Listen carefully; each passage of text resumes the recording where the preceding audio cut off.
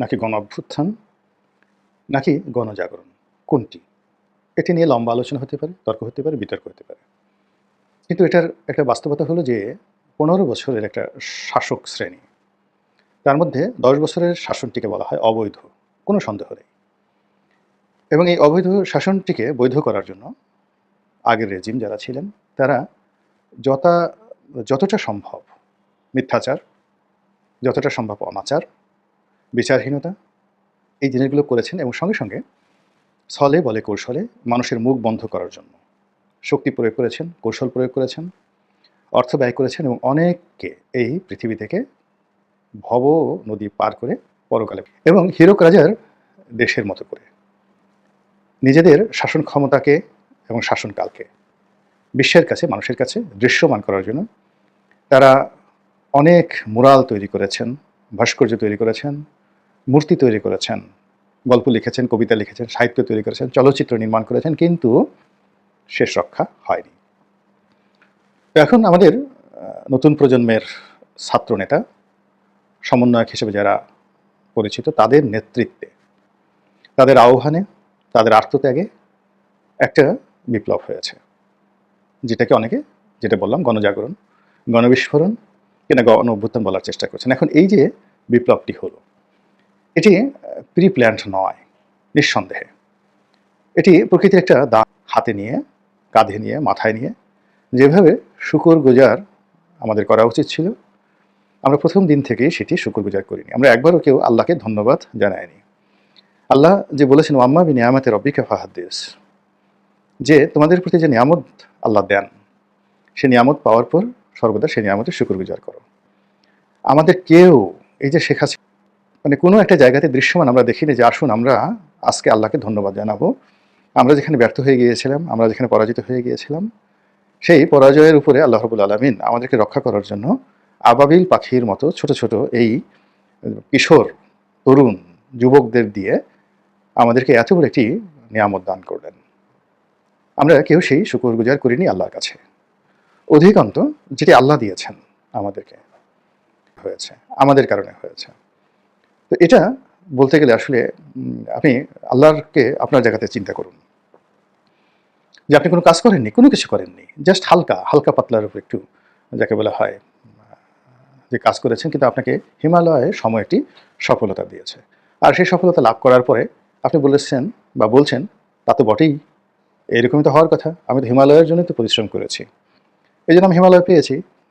তো এই জিনিসগুলোর কারণে কি হতে প্রতি বরকত, খোদাই বরকত, এটি আমার কাছে মনে হচ্ছে আল্লাহ উঠিয়ে নিয়ে গেছেন। নচেত যেভাবে হওয়ার কথা ছিল এখনো পর্যন্ত তার একটা নেতিবাচক জিনিস হয়নি।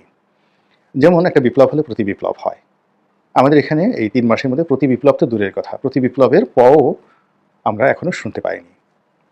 তারপর মানুষ অসীম ধৈর্য নিয়ে এখনো পর্যন্ত সহযোগিতা করে যাচ্ছে।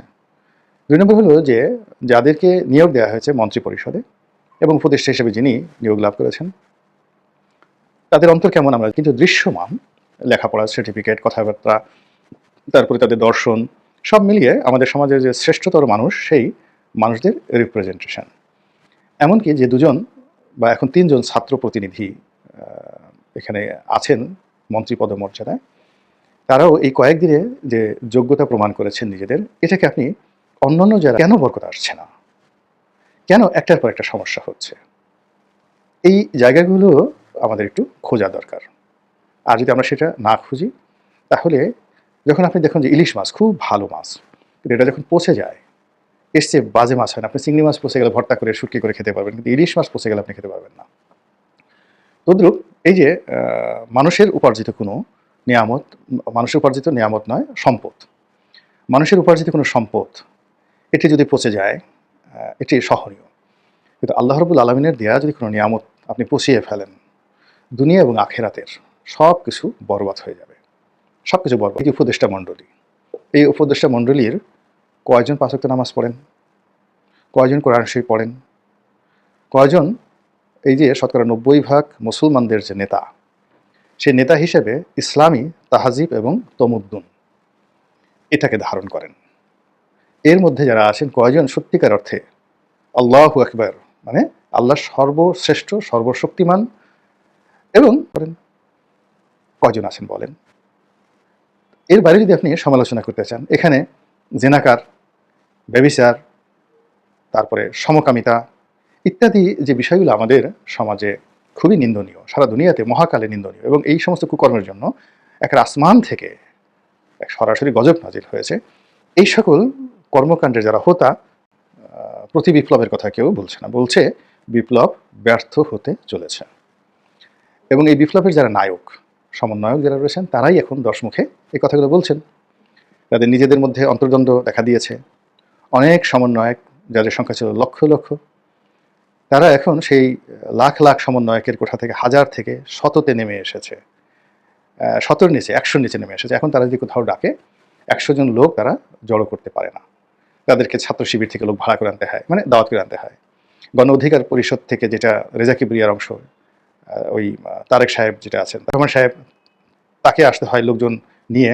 এই সমন্বয়কদেরকে হেল্প করার জন্য বঙ্গভবনের সামনে যেতে হয়, তারপর জাতীয় পার্টির অফিসের সামনে যেতে হয়, রাজু ভাস্কর্যে আসতে হয়। তো এই জিনিসগুলো হচ্ছে, যেগুলো হওয়ার কথা ছিল না। এটা হলো এখন প্রতি বিপ্লব নয়, ব্যর্থতার লক্ষণ। এই লক্ষণগুলো গত 1 মাসে ক্রমশ বাড়ছে, ক্রমশ বাড়ছে। এবং মানুষ যখন একটা সার্টেন লিমিট পর্যন্ত ব্যর্থতাকে সে অ্যাবজর্ব করতে পারে, ধরতে পারে, এবং একটা নির্দিষ্ট সীমা পর্যন্ত সে ঘুরে দাঁড়াতে পারে, ব্যর্থতা থেকে সে হতাশাগ্রস্ত হয়ে পড়ে, এবং তার মুখ দিয়ে, শরীর দিয়ে হতাশাব্যঞ্জক বিভিন্ন কথাবার্তা বেরোতে থাকে।